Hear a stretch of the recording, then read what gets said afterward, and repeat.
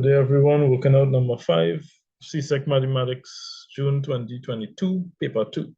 This is the statistics question. We are given a frequency table, and from that frequency table, we are asked to fill out another table in order to work out the mean height. So, following the patterns, the midpoint of x, the midpoint designated by x, is halfway between 120 and 140.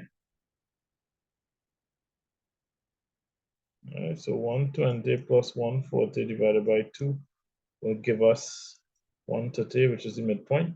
Then we will take 67, which is F, number of students F, and multiply that by X, which is 130. With our calculators, 67 times 130 equal 8,710. Now we want to get the mean height. So the mean height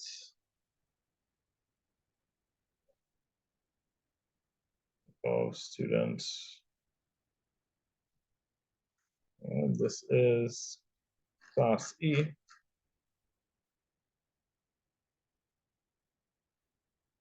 is equal to the sum of fx divided by the sum of f. So we have to calculate the sum of the frequencies, which is found to be 150. This is the sum of f.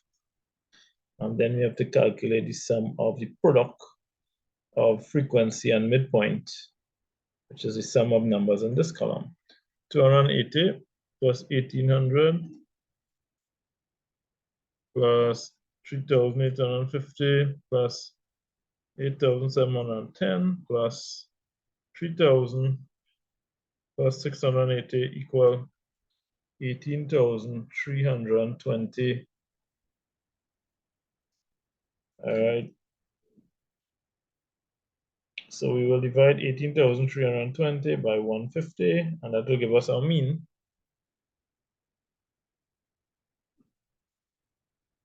And that is 122.1 centimeters. Remember, we have to write it to 1 decimal place, because the question told us give your answer correct to 1 decimal place. Next question. In class B, have a mean height, a standard deviation of 29.87, which is a bigger standard deviation than for class A, which we just calculated for, 21.38. So we are asked to comment on the distribution of heights in both class A and class B. So in class A, the heights are closer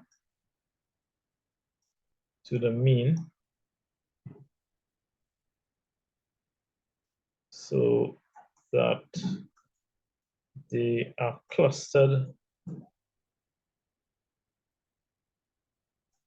more around the mean. All right, in class B, which has a larger standard deviation, the heights are further away from the mean.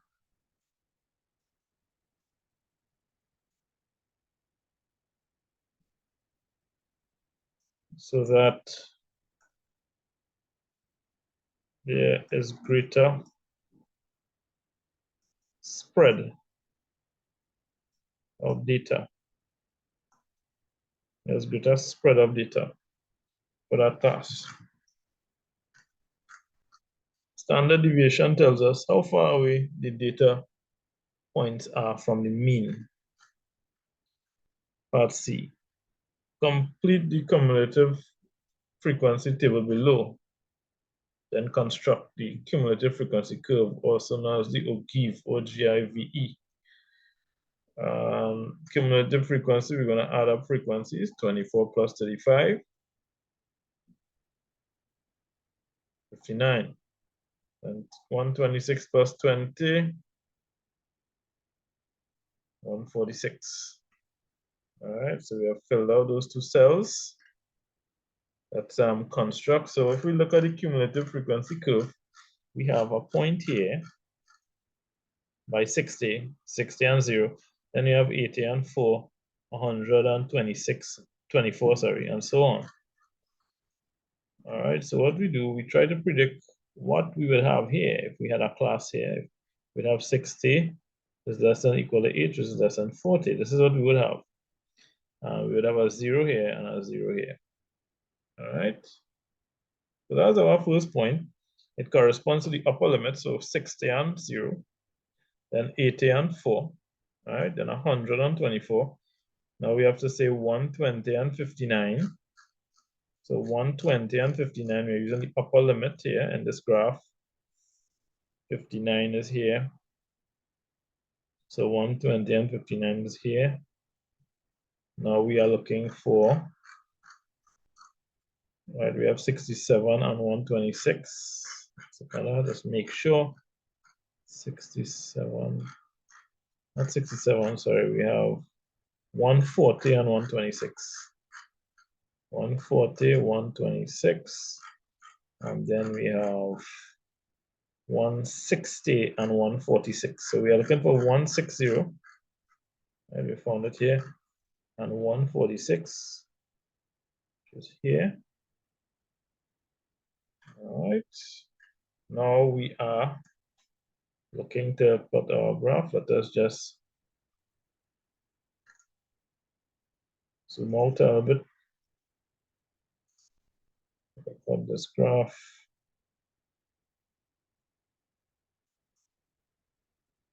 All right, so this is a freehand graph. All right.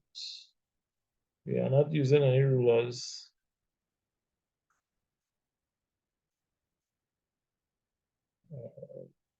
To the best of our ability, we draw the freehand graph. All right, mine didn't come out too great, but just pay attention to the process. So use your cumulative frequency curve to find an estimate of the median height of the group of students. This is Q2, which occurs at half of the total cumulative frequency.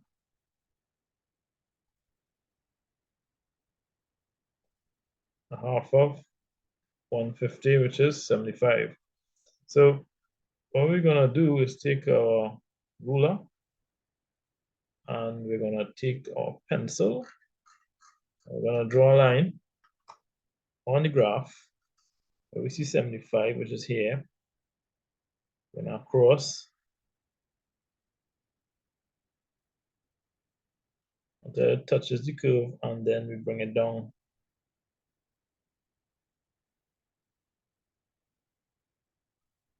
All right, about there. Let's see what we get. 75. Okay, this has to be a little higher. A little higher. So looking like, but let's see, looking like 122, 124, 126 around there. About 126. Let me say 125. All right, here was 75. Okay, so 125 centimeters from our graph is our answer. So the median height for 125 cm, and the probability that a student chosen at random will be taller than 130 centimeters. So let us again draw a line from 130 centimeters, which is right here, straight up until it reaches the graph. And then let's go across now. All right, so conveniently it falls on 90 for us. So we have 90 students who are 130 centimeters or less in height. So then that means we have a total of 60 students who are more than 130 centimeters in height. So probability of an event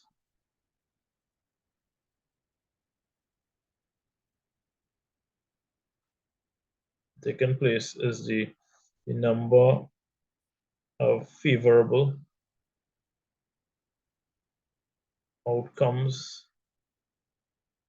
or the total number possible outcomes.